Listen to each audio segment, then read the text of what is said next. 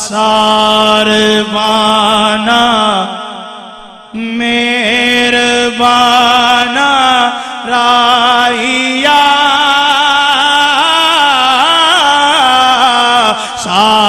ساربانا مہربانا راہیا شال جیوے خیر تھی بھی مائیا خیر تھی بھی مائیا ساربانا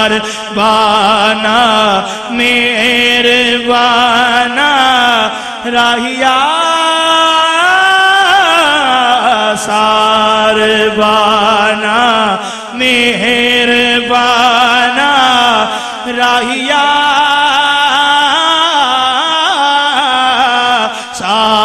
ساربانا مہربانا راہیا بے باغ بہار گلزار وچوں ایک ڈھینگر کنڈڑا میں بھی سہی تینے اٹھا گوڑیا مجھی چوں ایک بیٹا دا دمڑا میں بھی سہی تینے عالم فاضل مفتی باتیں تے ایک مسخرہ بھنڈڑا میں بھی سہی پھر عیدر شاہ سونا یار ملے ایک کتڑا مندڑا میں بھی سہی ساربانا مہربانا راہیا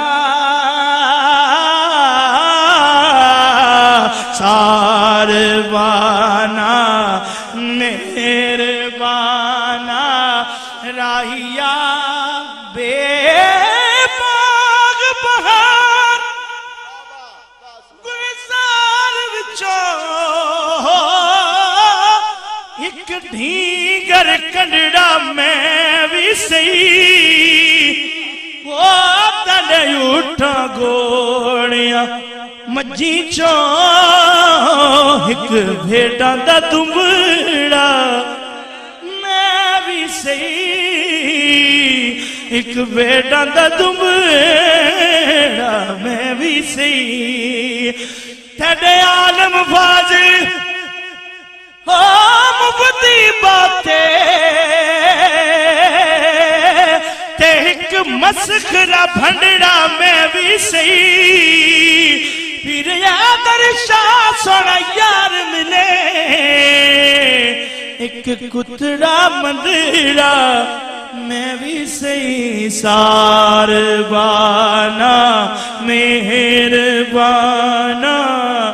راہیا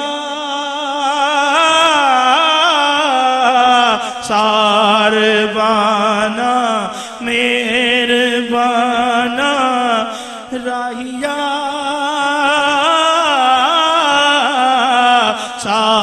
ساربانا مہربانا راہیا شال جیوے خیر تھی بھی مائیا خیر تھی بھی مائیا ساربانا مہربانا راہیا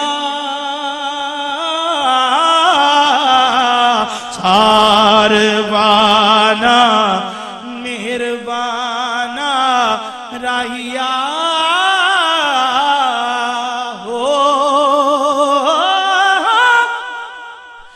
پہنچے جد تو سونیا دی جھوکتے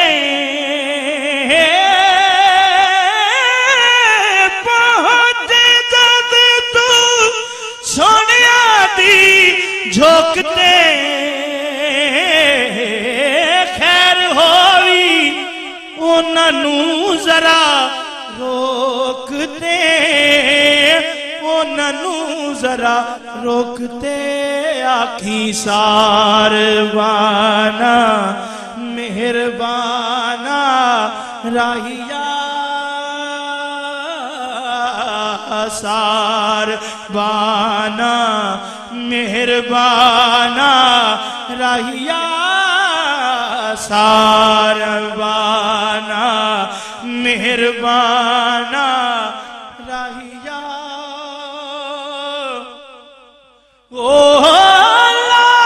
پریتا دیکھ لارے ہو گئے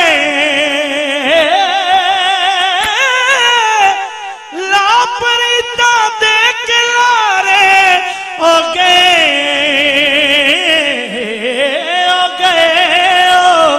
دل نے پیارے ہو گئے دل دے پیارے ہو گئے ساروانا مہربانا راہیا آکھی بن تسانے ایک گھڑی 100 سال دی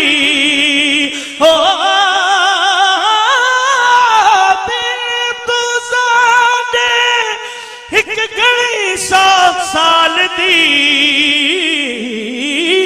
بیٹھکانے پئی تو ساڈے بھال دی پئی تو ساڈے بال دی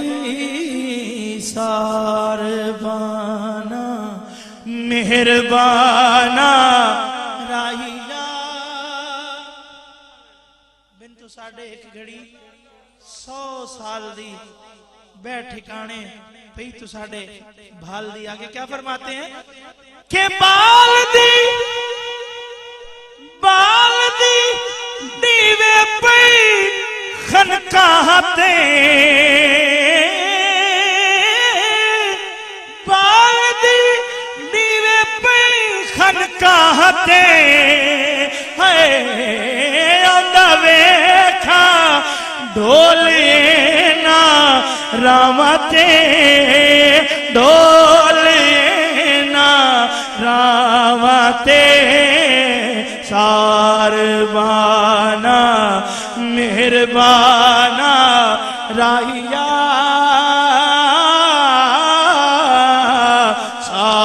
ساروانا مہربانا راہیا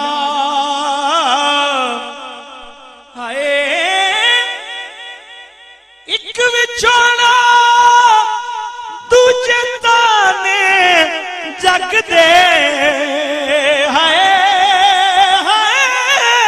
ایک وچھوڑا دوجے تانے جگ دے پیرا تھی سر تک علم میں اگ دے سر تک علم میں اگ دے ساروانا مہربانا راہیا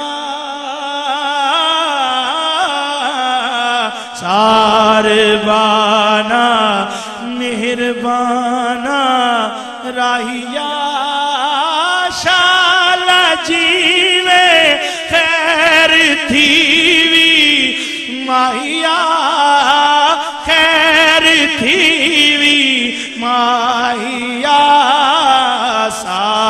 ساروانا مہربانا راہیا دید دیاں جنہ کیتیاں دیداں اونا دیدانو لکھیداں تے بن دیداں کدید نہ ہندی اتے کیداں بن دیداں جنہ دیداں نے دل پر تکیا اتے پھل گیاں سبینا تے ناظر عشق دیاں ملن جدیداں تے جند ویچ کے آپ خریدا آکھاں ساروانا مہربانا راہیا ساروانا مہربانا راہیا شالا جیوے خیر تھیوی ماہیا خیر تھیوی ماہیا ساروانا مہربانا راہیا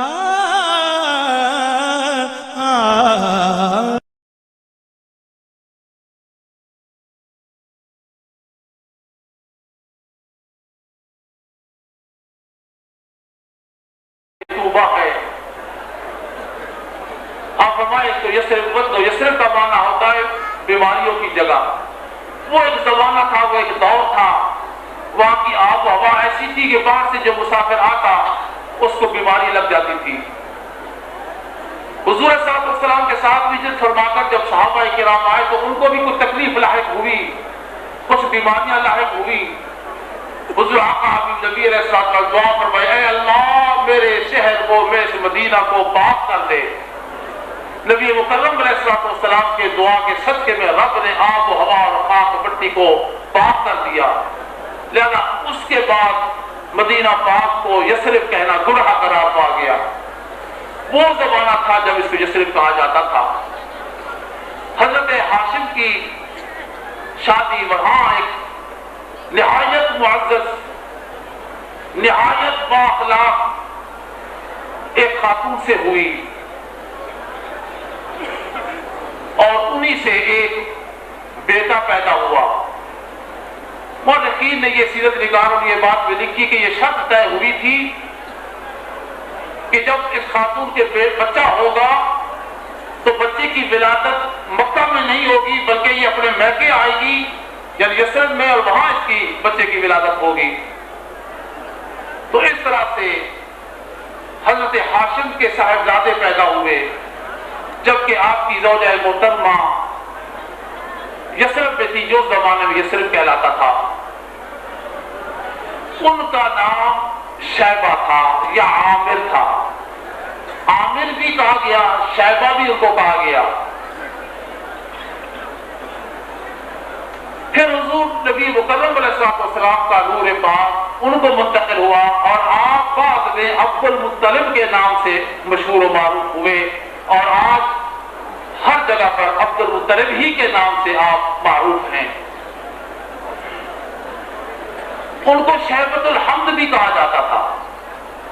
وہ بھی وہی وجہ تھی کہ ان کے چہرے انور پر وہ حسن و جمال تھا, وہ جو کیفیت تھی کہ جو بھی ان کو دیکھتا تھا تعریف کیے بغیر, حمد کیے بغیر نہیں رہتا تھا. جو بھی شخص ان کے چہرے کو دیکھتا واہ واہ کہتے بغیر, سبحان اللہ کہے بغیر, حمد کیے بغیر نہیں رہتا تھا. اس لیے آپ کو شیبۃ الحمد بھی کہا جانے لگا. یہ ساری برکت تھی آقا حبیب نبی علیہ السلام کے نور پاک کی. حضرت ہاشم کا انتقال ہو گیا. حضرت ہاشم کے بھائی تھے حضرت مطلب, حضرت عبد مناف کے صاحبزادے تھے, وہ سردار بنے. حضرت مطلب کو خود بھی یہ خیال آیا, بعض روایت میں آتا ہے کہنے والوں نے کہا کہ آپ کا بھتیجا یثرب میں ہے, وہ وہاں اکیلا تنہا ہے, اس کو لے آئیں. حضرت مطلب جا کر اپنے اس بھتیجے کو جن کا نام عامر یا شیبہ اور شیبۃ الحمد ان کا نام مشہور ہوا, وہ ان کو لے آئے اور اس مناسبت سے ان کا نام عبد المطلب مشہور ہوا. رب تبارک و تعالی نے چونکہ اپنے محبوب نبی علیہ السلام کا نور حضرت عبد المطلب کو عطا فرمایا تھا, تو جب وہ مکہ مکرمہ میں آئے تو ان کے اندر وہ جو شان تھی, وہ چلنا, وہ پھرنا, وہ وقار, وہ دبدبا, وہ روب, وہ عظمت, اس کا ظہور تھا. تو دوسرے چچا بھی ان کے تھے, چچا کی اولادیں بھی تھی, مگر لوگوں کی توجہ حضرت مطلب کی طرف جاتی تھی اور حضرت مطلب ہی کے حصے میں سرداری آئی. انہوں نے خواب میں یہ دیکھا جب ان کو حکم ہوا کہ زمزم کا یا چشمہ اس کو نکالا جائے. زمزم کا چشمہ نکالنے کے لیے جب گئے تو بہت سے لوگ مخالفت پر آمادہ ہو گئے. انہوں نے دعا کی، اے اللہ مجھے 10 بیٹے عطا فرما تو میری طاقت بنے تو ایک بیٹا تیرے نام پر قربان کروں گا.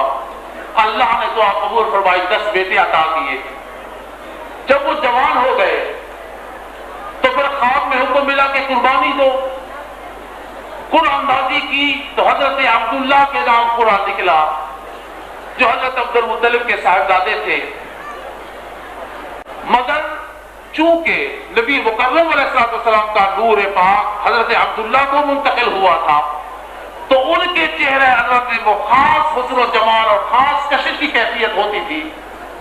تمام قریش کے لوگ، دوسرے قبائل کے لوگ اس بات پہ اڑ گئے کہ یہ جو عبداللہ ہے، ان کی اخلاق، ان کی صفات، ان کی سیرت، ان کا حسن و جمال وہ اس مقام کا ہے کہ ہم ان کو کھونا نہیں چاہتے. ان کی قربانی ہم نہیں ہونے دیں گے، ان کو ذمہ نہیں ہونے دیں گے. حتیٰ کہ فیصلہ یہ ہوا کہ ایک شخص کی دیت چونکہ 100 اونٹ ہیں، 10 اونٹ ہیں، 10 اونٹ رکھے جائیں، قرآن اندازی کی جائے جب تک کہ پورا اونٹوں کے نام نہ نکلے اس وقت تک قرآن اندازی چلتی رہے. یہ طریقہ اختیار کیا تھا کہ جب 100 اونٹ ہوئے تو پورا اونٹوں کے نام نکلا اور حضرت عبداللہ کے بدلے میں وہ 100 اونٹ بطور فدیہ قربان کیے گئے. اصحابی نبی علیہ السلام اس لیے ابن ذبیحین بھی کہلاتے تھے. اسماعیل علیہ السلام بھی ذبیح ہوئے اور حضرت عبداللہ بھی ذبیح ہوئے. پھر وقت آیا وہ نور پاک جو حضرت سیدنا عبداللہ کے پاس تھا، رب تبارک تعالیٰ کی حکمتوں سے وہ نور پاک حضرت سیدہ طیبہ طاہرہ بی بی آمنہ کو منتقل ہوا.